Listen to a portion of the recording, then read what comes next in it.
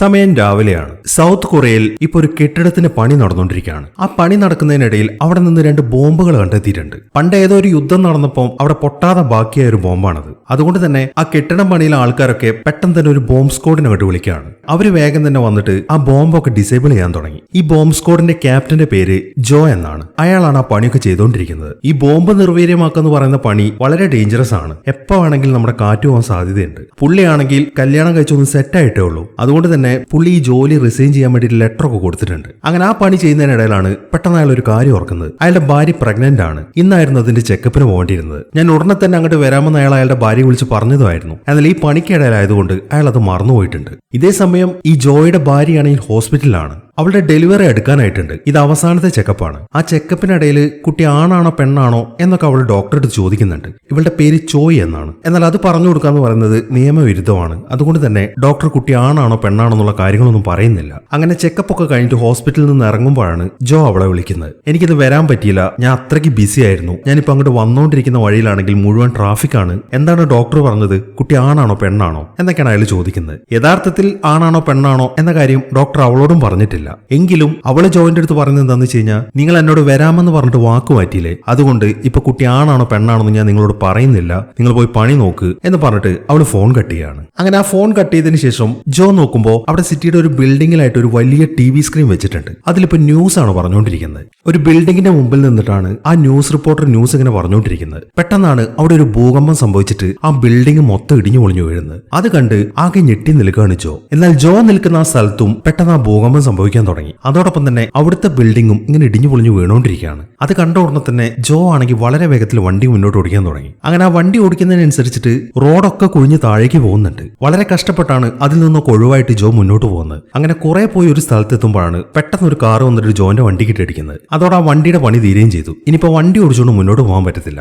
അങ്ങനെ ജോ വേഗം തന്നെ ഇറങ്ങി അവിടെ നിന്ന് നടക്കാൻ തുടങ്ങി. ഈ സമയത്താണ് അവൻ നിൽക്കുന്ന സ്ഥലത്തിന്റെ തൊട്ടടുത്തുള്ള ഒരു വലിയ ബിൽഡിംഗ് ഇടിഞ്ഞു പൊളിഞ്ഞ് അങ്ങോട്ട് വീഴുന്നത്. കഷ്ടിച്ചാണ് അവൻ അവിടെ നിന്ന് ഓടി രക്ഷപ്പെടുന്നത്. ഇനി കാണിക്കുന്നത് ടിവിയിലെ ന്യൂസ് ആണ്. ആ ഭൂകമ്പത്തെ കുറിച്ചാണ് അതിൽ പറഞ്ഞുകൊണ്ടിരിക്കുന്നത്. സൗത്ത് കൊറിയയിൽ പേക്ടു എന്ന് പറയുന്ന ഒരു അഗ്നിപർവ്വതമുണ്ട്. അതിപ്പോ പൊട്ടിത്തെറിച്ചിരിക്കുകയാണ്. അതുകൊണ്ടാണ് ആ ഭൂകമ്പം സംഭവിച്ചത്. കൊറിയയിലെ കുറെ സ്ഥലങ്ങളൊക്കെ തകർന്നു പോയിട്ടുണ്ട്. അതുകൊണ്ട് തന്നെ അവിടെ ഇപ്പൊ അടിയന്തരാവസ്ഥ പ്രഖ്യാപിച്ചിരിക്കുകയാണ്. എത്രയും പെട്ടെന്ന് ആ പ്രദേശത്തുള്ള മുഴുവൻ ആളുകളെ ഒഴിപ്പിച്ചുകൊണ്ടിരിക്കുകയാണ്. ഈ പൊട്ടിത്തെറി നടന്നുകൊണ്ട് തന്നെ ഒരു സുരക്ഷാ മുൻകരുതൽ എടുക്കാൻ വേണ്ടിയിട്ട് ചൈനക്കാരൊക്കെ അവരുടെ സോൾജേഴ്സിനെ ബോർഡറിൽ നിരത്തിയിരിക്കുകയാണ്. വളരെ കുറച്ച് സമയത്തിനുള്ളിൽ തന്നെ കൊറിയയിൽ ഇപ്പോഴുള്ള അമേരിക്കക്കാരെയും അതുപോലെ അമേരിക്കൻ സിറ്റിസണിനെയും അമേരിക്കയിലേക്ക് തന്നെ തിരിച്ചയക്കുന്നതാണ് എന്നിങ്ങനെയുള്ള കാര്യങ്ങളൊക്കെയാണ് ന്യൂസിൽ പറഞ്ഞുകൊണ്ടിരിക്കുന്നത്. അങ്ങനെ കുറച്ച് സമയങ്ങൾ കഴിഞ്ഞു. പ്രസിഡന്റിന്റെ സെക്രട്ടറി ഇപ്പോ ഒരു പ്രൊഫസറെ കാണാൻ വന്നിരിക്കുകയാണ്. ഇയാളുടെ പേര് കാങ് എന്നാണ്. എന്നാൽ പുള്ളി ഇപ്പോ അമേരിക്കൻ സിറ്റിസൺ ആണ്. അതുകൊണ്ട് തന്നെ ഇങ്ങനെയുടെ പേര് മാറ്റി ഇപ്പൊ റോബർട്ട് എന്നാക്കിയിട്ടുണ്ട്. പുള്ളി ഈ വോൾക്കാനോയുമായി ബന്ധപ്പെട്ട കുറെ റിസർച്ച് ഒക്കെ നടത്തിയിട്ടുണ്ട്. അതുകൊണ്ട് തന്നെ ഇപ്പോഴത്തെ ഈ സിറ്റുവേഷനിൽ ഗവൺമെന്റിനെ സഹായിക്കാൻ വേണ്ടിയിട്ടാണ് അയാൾ അങ്ങോട്ട് വിളിക്കാൻ വേണ്ടിയിട്ട് സെക്രട്ടറി വന്നിരിക്കുന്നത്. എന്നാൽ കാങ് ആണെങ്കിൽ അവരുടെ കൂടെ പോകാൻ കൂട്ടാക്കുന്നില്ല. കാരണം 3 വർഷം മുമ്പ് തന്നെ ഈ അഗ്നിപർവ്വതം പൊട്ടിത്തെറിക്കാൻ സാധ്യതയുണ്ട് എന്ന് ഇയാൾ ഗവൺമെന്റിനെ അറിയിച്ചിട്ടുണ്ടായിരുന്നു. എന്നാൽ എല്ലാവരും അയാൾ ആ പറഞ്ഞതിനെ പുച്ഛിച്ച് തള്ളുകയാണ് ചെയ്തത്. എന്നാൽ ഇപ്പോ അയാൾ പറഞ്ഞ പോലെ തന്നെ കാര്യങ്ങളൊക്കെ നടക്കുകയും ചെയ്തു. അതുകൊണ്ടാണ് അയാൾ അവരുടെ കൂടെ പോകാൻ കൂട്ടാക്കത്ത്. എന്നാൽ സെക്രട്ടറി പറയുന്നത് എന്താണെന്ന് വെച്ച് കഴിഞ്ഞാൽ, നിങ്ങളുടെ ഒരൊറ്റ മണിക്കൂർ മാത്രമേ ഞങ്ങൾക്ക് ആവശ്യമുള്ളൂ. അവിടെ വന്നിട്ട് എന്താണ് ചെയ്യേണ്ടതെന്ന് മാത്രം ഒന്ന് പറഞ്ഞു തന്നിട്ട് നിങ്ങൾക്ക് എവിടേക്ക് വേണമെങ്കിലും പോവാം എന്നൊക്കെയാണ് സെക്രട്ടറി പറയുന്നത്. അവരങ്ങനെയൊക്കെ പറയുമ്പോൾ റോബർട്ട് ആണെങ്കിൽ വരാമെന്ന് സമ്മതിക്കുന്നു. അങ്ങനെ പ്രസിഡന്റ് ഇപ്പോൾ ഒരു മീറ്റിംഗ് നടത്തിക്കൊണ്ടിരിക്കുകയാണ്. ആ അഗ്നിപർവ്വതത്തിന്റെ ഇപ്പോഴത്തെ അവസ്ഥ എന്താണ് എന്നൊക്കെയാണ് അവിടെയുള്ള ആളുകൾ പറഞ്ഞുകൊണ്ടിരിക്കുന്നത്. ആ അഗ്നിപർവ്വതത്തിന് മാഗ്മ നിറഞ്ഞിരിക്കുന്ന 4 ചേമ്പേഴ്സ് ഉണ്ട്. അതിലൊരു ചേമ്പറാണ് ഇപ്പോൾ പൊട്ടിത്തെറിച്ചിരിക്കുന്നത്. ബാക്കിയുള്ള ചേമ്പറും ഉടനെ തന്നെ പൊട്ടിത്തെറിക്കും. പക്ഷെ 2-3 ചേമ്പറുകൾ പൊട്ടിത്തെറിച്ച വലിയ കുഴപ്പമൊന്നും ഉണ്ടാവത്തില്ല. എന്നാൽ അവസാനത്തെ ചേമ്പർ പൊട്ടിത്തെറിക്കുകയാണെന്നുണ്ടെങ്കിൽ അത് പ്രശ്നമാണ്. ഉത്തര കൊറിയയുടെയും ദക്ഷിണ കൊറിയയുടെയും ഭൂരിഭാഗം പണി തീരും. അതുകൊണ്ട് എന്തെങ്കിലും ചെയ്യുന്നുണ്ടെങ്കിൽ ആ 4ാമത്തെ മാഗ്മ ഉറവിടം കൂടെ പൊട്ടിത്തെറിക്കുന്നതിന് മുമ്പ് ചെയ്യണം എന്നൊക്കെയാണ് അവരിങ്ങനെ പറഞ്ഞുകൊണ്ടിരിക്കുന്നത്. അങ്ങനെ അവരുടെ ആ സംസാരമൊക്കെ കഴിയുമ്പോൾ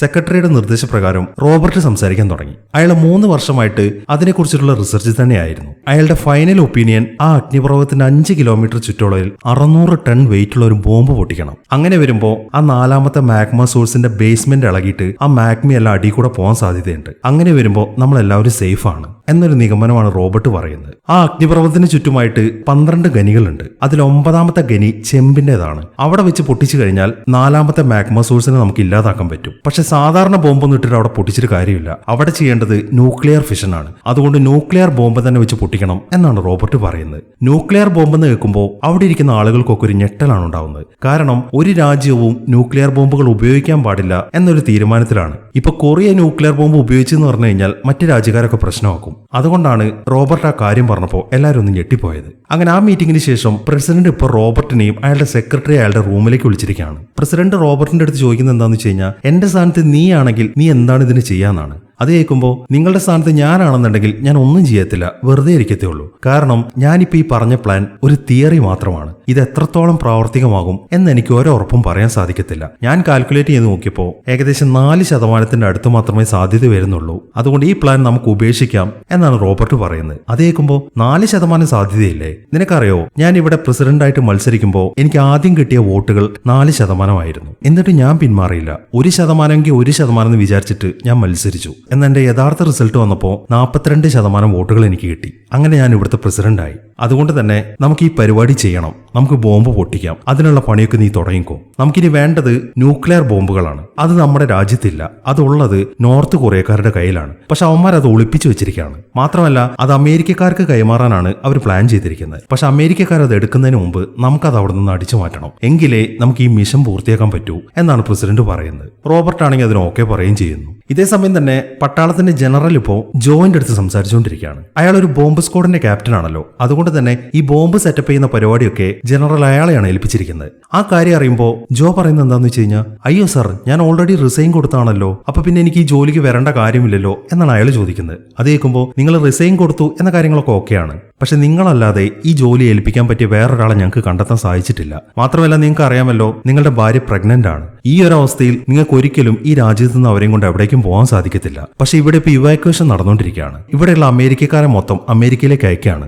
അമേരിക്കക്കാരെ മാത്രമല്ല കൊറിയയിലുള്ള അമേരിക്കൻ സിറ്റിസൺസിനെയും അങ്ങോട്ട് അയക്കുന്നുണ്ട്. ആ കൂട്ടത്തിൽ നിങ്ങളുടെ ഭാര്യയെ ഞങ്ങൾ കയറ്റിവിടാം. അതാണ് നിങ്ങൾ ഈ ചെയ്യുന്ന ജോലിയുടെ പ്രതിഫലം എന്നൊക്കെയാണ് അയാൾ പറയുന്നത്. ഭാര്യയുടെ കാര്യമായതുകൊണ്ട് തന്നെ ജോ ആണെങ്കിൽ ഇത് സമ്മതിക്കുകയും ചെയ്യുന്നു. ഇനിയിപ്പോൾ ഉള്ളത് ചോയിനെ പറഞ്ഞ് കൺവിൻസ് ചെയ്യാന്നുള്ളതാണ്. ജോ ഇപ്പോൾ ആ കാര്യങ്ങളാണ് ചോയുടെ അടുത്ത് പറഞ്ഞുകൊണ്ടിരിക്കുന്നത്. നീ പേടിക്കേണ്ട കാര്യമൊന്നുമില്ല, ജസ്റ്റ് അവിടെ പോയിട്ട് ആ ബോംബ് സെറ്റ് ചെയ്യുക, അത് മാത്രമേ എനിക്ക് ചെയ്യാനുള്ളൂ. അത് കഴിഞ്ഞാൽ ഞാൻ ഉടനെ തന്നെ നിന്റെ അടുത്തേക്ക് വരാം. നീ ഒരു കാരണവശാലും ടെൻഷൻ അടിക്കേണ്ട കാര്യമൊന്നുമില്ല എന്നൊക്കെയാണ് ജോ പറയുന്നത്. അത് കേൾക്കുമ്പോൾ ഞാൻ എന്തിനാണ് ടെൻഷൻ അടിക്കുന്നത്? ഒരു കുഴപ്പമില്ലാന്ന് നിങ്ങൾ പറഞ്ഞല്ലോ, അതുകൊണ്ട് എനിക്കൊരു ടെൻഷനുമില്ല. പക്ഷെ ഒരു കാര്യം ഞാൻ പറഞ്ഞേക്കാം, നമ്മുടെ കുഞ്ഞ് വെളിയിലേക്ക് വരാൻ പോകുന്ന സമയമാണിത്. അതുകൊണ്ട് കുഞ്ഞ് വെളിയിലേക്ക് വരുമ്പോൾ നിങ്ങളും എന്റെ അടുത്തുണ്ടാവണം. അങ്ങനെ ഒരു പ്രോമിസ് തരാൻ പറ്റുമെങ്കിൽ മാത്രം നിങ്ങൾ പോയാൽ മതി എന്നൊക്കെയാണ് ചോയ് പറയുന്നത്. ജോ ആണെങ്കിൽ അങ്ങനെ ഒരു പ്രോമിസ് കൊടുക്കുകയും ചെയ്യുന്നു. അങ്ങനെ കുറച്ച് സമയത്തിന് ശേഷം മിലിറ്ററിക്കാരെ എല്ലാവരും കൂട്ടി ഒരു മീറ്റിംഗ് നടന്നുകൊണ്ടിരിക്കുകയാണ്. ആ ന്യൂക്ലിയർ ബോംബുകളുടെ കാര്യമാണ് അവരിപ്പോൾ പറഞ്ഞുകൊണ്ടിരിക്കുന്നത്. കൊറിയക്കാർ ആർക്കും അറിയാത്തൊരു സ്ഥലത്താണ് അത് മറച്ചു വെച്ചിരിക്കുന്നത്. അതുകൊണ്ട് തന്നെ നമുക്കിപ്പോൾ അത് എവിടെയാണ് ഇരിക്കുന്നത് എന്നതിനെക്കുറിച്ച് ഒരു വിവരവും ഇല്ല. പക്ഷെ കുറച്ച് നാളുകൾക്ക് മുമ്പ്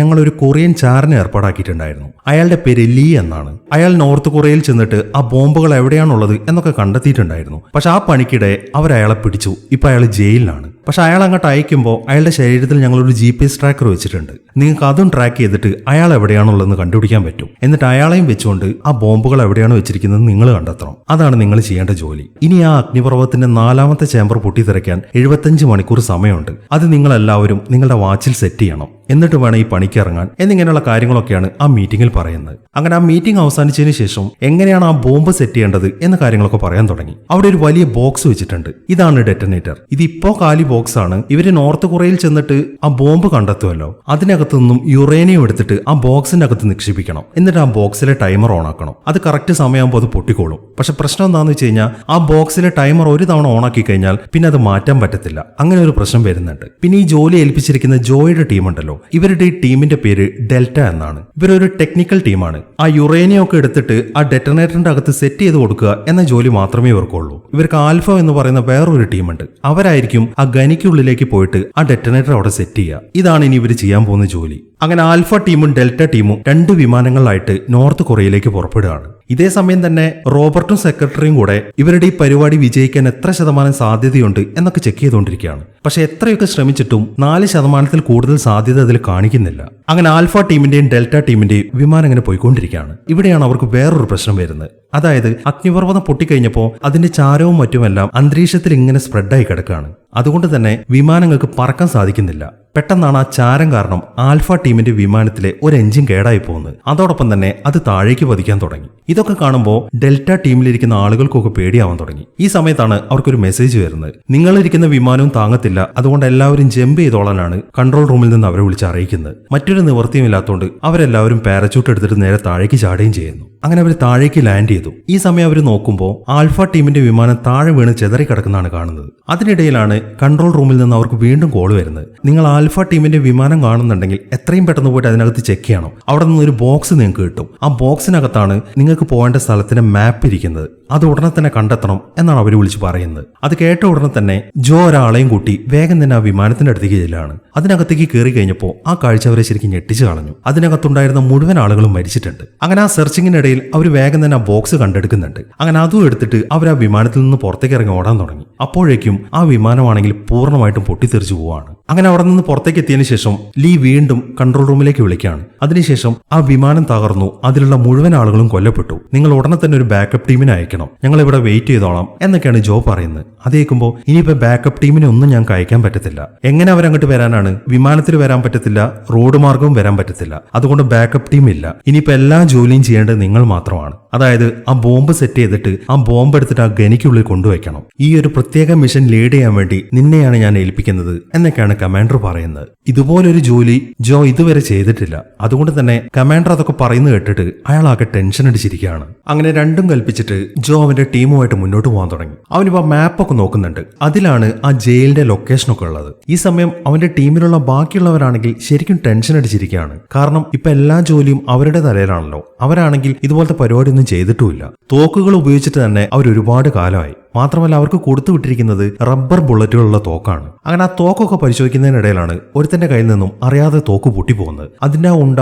ആ വണ്ടിക്കുള്ളിൽ തന്നെയാണ് വീഴുന്നത്. അങ്ങനെ അവൻ അശ്രദ്ധമായിട്ടുള്ള കാര്യങ്ങളൊക്കെ ചെയ്യുന്ന കാണുമ്പോൾ ജോ ശരിക്കും അവനെ തെറി പറയുന്നുണ്ട്. അങ്ങനെ കുറച്ച് സമയത്തെ യാത്രയ്ക്ക് ശേഷം അവർ ലീ ഉള്ള ആ ജയിലിന്റെ മുന്നിൽ എത്തിയിട്ടുണ്ട്. അവർ നോക്കുമ്പോൾ ആ ഭൂകമ്പത്തിന്റെ എഫക്ട് അവിടെയും ഉണ്ടായിട്ടുണ്ട്. അതുകൊണ്ട് തന്നെ ആൾക്കാരൊക്കെ ചെതറി ഓടിക്കൊണ്ടിരിക്കുകയാണ്. ഇനിയിപ്പോ വേറെ പ്രശ്നങ്ങളൊന്നും ഉണ്ടാക്കിയിട്ട് അവർക്ക് അങ്ങോട്ട് നുഴഞ്ഞു കയറേണ്ട ആവശ്യമൊന്നുമില്ല. ഓൾറെഡി അവിടുത്തെ ആൾക്കാരൊക്കെ പാനിക്കായിട്ട് ഓടിക്കൊണ്ടിരിക്കുകയാണ്. അങ്ങനെ എല്ലാവരും വേഗം തന്നെ ആ ജയിലിന്റെ അകത്തേക്ക് കയറാണ്. അവരുടെ കയ്യിൽ ആ GPS ട്രാക്കർ ഉണ്ട്.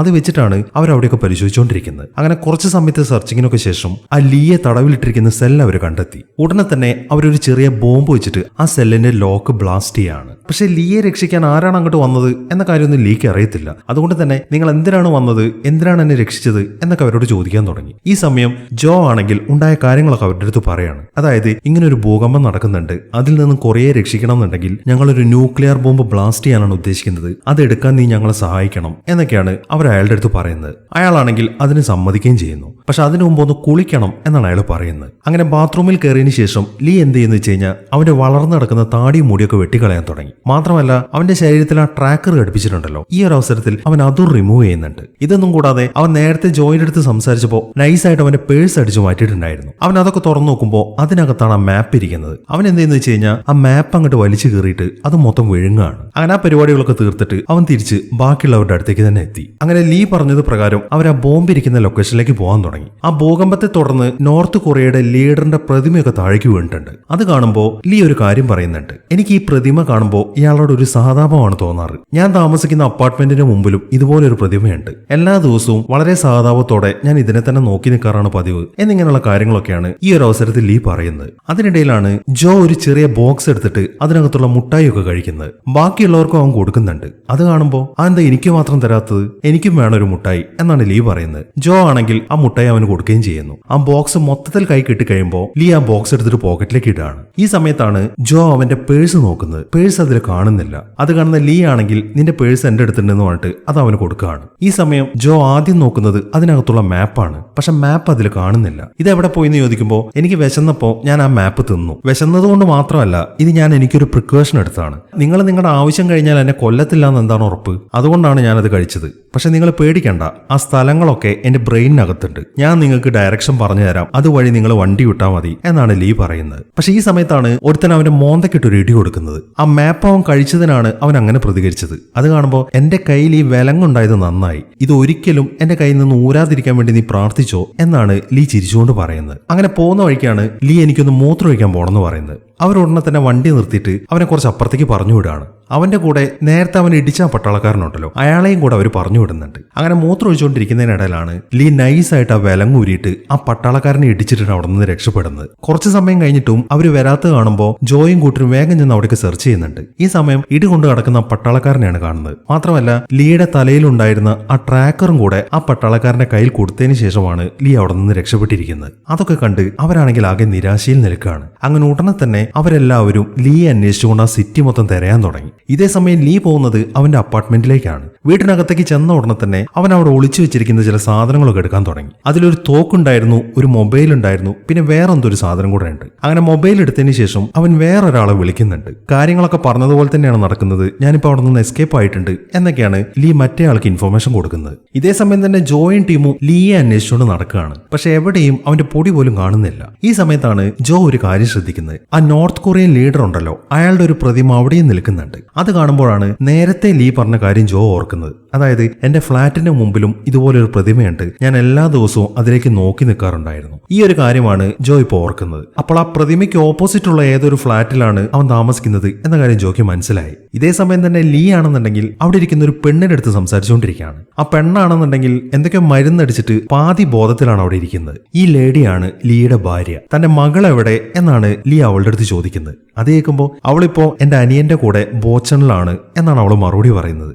ബോച്ചണിലോ? അതാ അഗ്നിപർവ്വതത്തിന്റെ അടുത്തുള്ള സ്ഥലമല്ലേ? നീ എന്തിനാണ് അവളെ അങ്ങോട്ട് പറഞ്ഞു വെച്ചിരിക്കുന്നത് എന്നാണ് അയാൾ വീണ്ടും ചോദിക്കുന്നത്. അതിന് ഇത്രയും കാലം നിങ്ങൾ എവിടെയായിരുന്നു? ഇപ്പോഴാണോ ഒരച്ഛനാണെന്ന് നിങ്ങൾക്ക് തോന്നിയത് എന്നാണ് അവളതിന് മറുപടി പറയുന്നത്. ഈ സമയം ലീ ആണെങ്കിൽ ദേഷ്യത്തോടെ തോക്കെടുത്തിട്ട് അവളുടെ അടുത്തേക്ക് ചൂണ്ടാണ്. സത്യം പറഞ്ഞോ, നീയാണോ പട്ടാളക്കാർക്ക് എന്നെ ഒറ്റിക്കൊടുത്തത് എന്നാണ് അവൻ ചോദിക്കുന്നത്. അവൾ അതേ എന്നാണ് അതിന് മറുപടി പറയുന്നത്. പിന്നീട് കേൾക്കുന്നത് ഒരു വെടിയൊച്ചയാണ്. ഇതേ വെടിശബ്ദം ജോയും ടീമും പുറത്തുനിന്നും കേൾക്കുന്നുണ്ട്. അപ്പൊ കറക്റ്റ് ആയിട്ട് എവിടെയാണ് ആ ഫ്ളാറ്റ് എന്ന കാര്യം അവർക്ക് മനസ്സിലായി. അങ്ങനെ ഉടനെ തന്നെ അവർ ആ ഫ്ളാറ്റിലേക്ക് പോവാണ്. എന്നാൽ ലീ അവളെ കൊന്നിട്ടില്ല, വേറെ ഭാഗത്തേക്കാണ് അയാൾ ഷൂട്ട് ചെയ്തിരിക്കുന്നത്. അങ്ങനെ അയാൾ വീണ്ടും എന്തിനാണ് ഒറ്റിക്കൊടുത്തത് എന്ന കാര്യങ്ങളൊക്കെ ചോദിക്കാൻ തുടങ്ങി. പക്ഷെ അതിനൊരു മറുപടി ഒന്നും അവൾ പറയുന്നില്ല. ഈ സമയമാകുമ്പോഴേക്കും ജോയും ടീമും അങ്ങോട്ട് എത്തിയിട്ടുണ്ട്.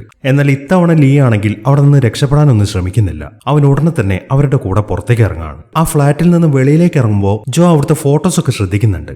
അതിൽ നിന്നും അവിടെ ഇരിക്കുന്ന സ്ത്രീ അവന്റെ ഭാര്യയാണെന്നും അവർക്കൊരു മകളുണ്ട് എന്ന കാര്യങ്ങളൊക്കെ ജോയ്ക്ക് മനസ്സിലായി. ഇതേ സമയം ജോയുടെ ഭാര്യയായ ചോയ് ആണെന്നുണ്ടെങ്കിൽ അവളുടെ വീട്ടിൽ തന്നെയാണ് നിൽക്കുന്നത്. ഈ സമയം അവിടെ ഒരു ന്യൂസ് കാണിക്കുന്നുണ്ട്. സിറ്റിയിലുള്ള മുഴുവൻ അമേരിക്കൻ പൗരന്മാരെ ഒഴിപ്പിച്ചുകൊണ്ടിരിക്കുകയാണ്. അവരെ കൂടാതെ നമ്മുടെ പട്ടാളത്തിലുള്ള ആളുകളുടെ കുടുംബക്കാരെയും കൂടെ അമേരിക്കയിലേക്ക് കയറ്റിവിടുന്നുണ്ട് എന്നൊക്കെയാണ് ന്യൂസിൽ പറയുന്നത്. അത് കേട്ട ഉടനെ തന്നെ ജോയ് വേഗം തന്നെ അവളുടെ സാധനങ്ങളൊക്കെ എടുത്തിട്ട് പുറത്തേക്ക് ഇറങ്ങുകയാണ്. അങ്ങനെ ഫ്ളാറ്റിൽ നിന്ന് പുറത്തേക്ക് ഇറങ്ങിയതിന് ശേഷം ജോയും ടീമും കൂടെ ഒരു പ്ലാൻ ഉണ്ടാക്കുകയാണ്. ലീ പറഞ്ഞിരിക്കുന്നത് ഒരു ഫാക്ടറിക്കകത്താണ് ആ ബോംബുകളൊക്കെ ഇരിക്കുന്നതെന്നാണ്. പക്ഷെ ആ ഫാക്ടറിക്കകത്ത് നോർത്ത് കൊറിയയുടെ പട്ടാളക്കാരുണ്ട്. അതുകൊണ്ട് നേരിട്ട് അവർക്ക് അങ്ങോട്ട് ഇടിച്ചു കയറി ചെല്ലാൻ പറ്റത്തില്ല. അതുകൊണ്ട് തന്നെ ലീ ആണ് അതിന് പ്ലാൻ പറഞ്ഞു കൊടുക്കുന്നത്. അതായത് ഇവരുടെ അടുത്ത് എല്ലാവരുടെ അടുത്തും ഒരു നൈറ്റ് വിഷൻ ഡിവൈസ് ഉണ്ട്. അതുകൊണ്ട് തന്നെ അതിനകത്ത് ലൈറ്റ് ഓഫ് ആക്കി കഴിഞ്ഞാലും ഇവർക്ക് പോകാൻ സാധിക്കും. അപ്പൊ ഇവർ ചെയ്യേണ്ടത് നേരെ ചെന്നിട്ട് അവിടുത്തെ ജനറേറ്റർ ഓഫ് ആക്കുക എന്നുള്ളതാണ്.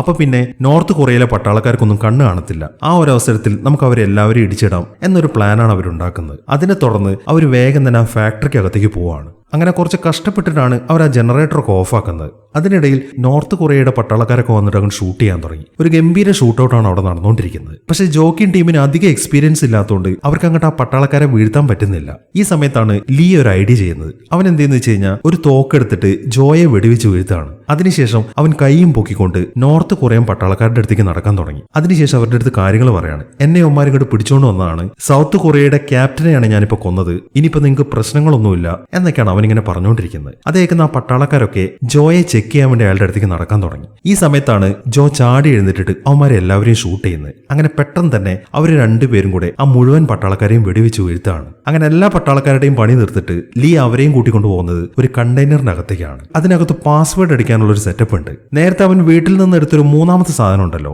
അതൊരു തരത്തിലുള്ള ഫിലിമായിരുന്നു. അതിലാണ് ആ പാസ്വേഡ് എഴുതി വെച്ചിരിക്കുന്നത്. അങ്ങനെ വേഗം തന്നെ അവൻ ആ പാസ്വേഡ് അടിക്കുകയാണ്. അതോടൊപ്പം ആ കണ്ടെയ്നർ നേരെ താഴേക്കാണ് പോകുന്നത്. കുറെ ദൂരം താഴേക്ക് പോയിട്ട് അത് മറ്റൊരു സ്ഥലത്ത് ലാൻഡ് ചെയ്തു. അങ്ങനെ അവർ വീണ്ടും മുന്നോട്ട് നടക്കാൻ തുടങ്ങി. പിന്നീട് കാണുന്നത് വലിയൊരു ഡോറാണ്. അങ്ങനെ ആ ഡോർ തുറന്നു കഴിയുമ്പോൾ ജോയുടെയും കൂട്ടരുടെയും കണ്ണ് തള്ളി പോവാണ്. അതിനകത്താണ് ആ മുഴുവൻ ബോംബ് സെറ്റ് ചെയ്ത് വെച്ചിരിക്കുന്നത്. അങ്ങനെ അതിന്റെ അകത്തേക്ക് കയറി ഉടനെ തന്നെ പട്ടാളക്കാരൊക്കെ കൂടെ ലീയെ അവിടുത്തെ ഒരു തൂണിൽ ലോക്ക് ചെയ്തിടാണ്. അതിനുശേഷം അവർ ആ ബോംബുകൾ എടുക്കാനുള്ള പരിപാടിയൊക്കെ തുടങ്ങി. ഈ സമയത്താണ് വീണ്ടും ഒരു ഭൂമികുലുക്കം കൂടെ ഉണ്ടാവുന്നത്. അത് ആ രണ്ടാമത്തെ മാഗ്മ സോഴ്സ് പൊട്ടിത്തെറിച്ചാണ് എന്ന കാര്യം ജോയ്ക്ക് മനസ്സിലായി. അതുകൊണ്ട് തന്നെ അവർ വേഗം അവരുടെ പണിയൊക്കെ ചെയ്യാൻ തുടങ്ങി. ഇതേ സമയം തന്നെ ചോയ് ആണെങ്കിൽ അവളുടെ കാറിൽ ഒരു പാലത്തിന്റെ മുകളിലാണ് നിൽക്കുന്നത്.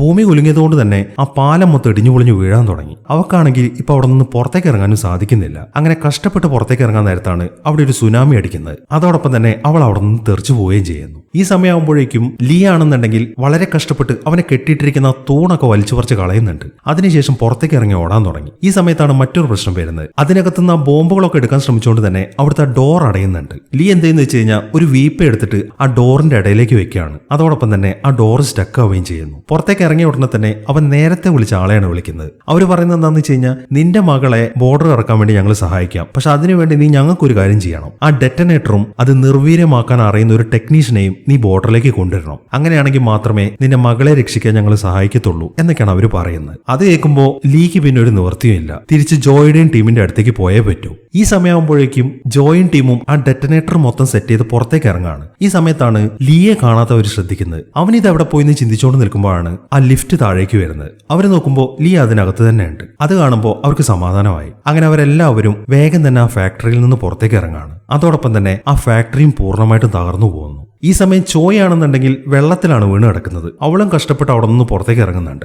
അങ്ങനെ ആ ഡെറ്റനേറ്റർ ഒക്കെ സേഫ് ആക്കിയതിനു ശേഷം ജോ നേരെ കൺട്രോൾ റൂമിലേക്കാണ് വിളിക്കുന്നത്. അതിനുശേഷം ഡെറ്റനേറ്റർ ഒക്കെ സെറ്റായ കാര്യമൊക്കെ അവരെ അറിയിക്കുന്നു. അതെല്ലാം കേൾക്കുമ്പോൾ നമ്മൾ പ്രതീക്ഷിക്കാതെയാണ് രണ്ടാമത്തെ മാഗ്മ സോഴ്സ് പൊട്ടിത്തെറിച്ച് അടുത്ത പൊട്ടിത്തെറി എപ്പോഴുണ്ടാവും എന്ന കാര്യം ഞാൻ ഇൻഫോം ചെയ്തേക്കാം, നിങ്ങൾ എത്രയും പെട്ടെന്ന് നിങ്ങളുടെ പണി ആരംഭിച്ചോ എന്നൊക്കെയാണ് കമാൻഡർ പറയുന്നത്. ഇതേ സമയം തന്നെ റോബർട്ട് ആണെന്നുണ്ടെങ്കിൽ അതിന്റെ സാധ്യതകൾ ഇങ്ങനെ വീണ്ടും വീണ്ടും പരിശോധിച്ചുകൊണ്ടിരിക്കുകയാണ്. ഇപ്പോൾ അവൻ പുതിയൊരു കാര്യം കണ്ടെത്തിയിട്ടുണ്ട്. ആ കാര്യം അവൻ വേഗം തന്നെ സെക്രട്ടറിയുടെ അടുത്ത് പറയാൻ തുടങ്ങി. അതായത് ആ രണ്ടാമത്തെ എക്സ്പ്ലോഷനും കൂടെ സംഭവിച്ചു കഴിഞ്ഞപ്പോൾ താപനില കൂടിയത് കാരണം ഏഴാമത്തെ ഖനിയിലുള്ള ഇരുമ്പൊക്കെ മെൽറ്റ് ചെയ്യാൻ തുടങ്ങിയിട്ടുണ്ട്. അതുകൊണ്ട് തന്നെ ആ ഏഴാമത്തെ ഖനിക്കകത്ത് വെച്ചിട്ട് ആ ബോംബ് പൊട്ടിക്കുകയാണെന്നുണ്ടെങ്കിൽ ആ നാലാമത്തെ എക്സ്പ്ലോഷൻ നമുക്ക് തടയാൻ പറ്റും എന്നാണ് റോബർട്ട് പറയുന്നത്. ഇതേ സമയം തന്നെ വോൾക്കാനാണെന്നുണ്ടെങ്കിൽ അടുത്ത പൊട്ടിത്തെറിക്ക് തയ്യാറെടുത്തുകൊണ്ടിരിക്കുകയാണ്. അങ്ങനെ കുറച്ച് സമയങ്ങൾ കഴിഞ്ഞു. ആ ഫാക്ടറിക്കകത്ത് നിന്ന് പുറത്തേക്ക് ഇറങ്ങിയതിനു ശേഷം ജോ ലീയുടെ അടുത്തൊരു കാര്യം പറയാൻ തുടങ്ങി. ഇനി നിന്റെ ആവശ്യം ഞങ്ങൾക്കില്ല, ഇനിയുള്ള കാര്യങ്ങളൊക്കെ ഞങ്ങൾ ചെയ്തോളാം. ആ വോൾക്കാനോയുടെ അടുത്തേക്ക് പോകാനുള്ള ആ മാപ്പ് നീ ഞങ്ങൾക്ക് തരണം എന്നൊക്കെയാണ് അവൻ പറയുന്നത്. എന്നാൽ ആ ഡെറ്റനേറ്റർ കിട്ടാതെ ലീക്ക് അവിടെ നിന്ന് പോകാൻ സാധിക്കത്തില്ലല്ലോ. അതുകൊണ്ട് തന്നെ അത് ഞാൻ തരാൻ പോകുന്നില്ല,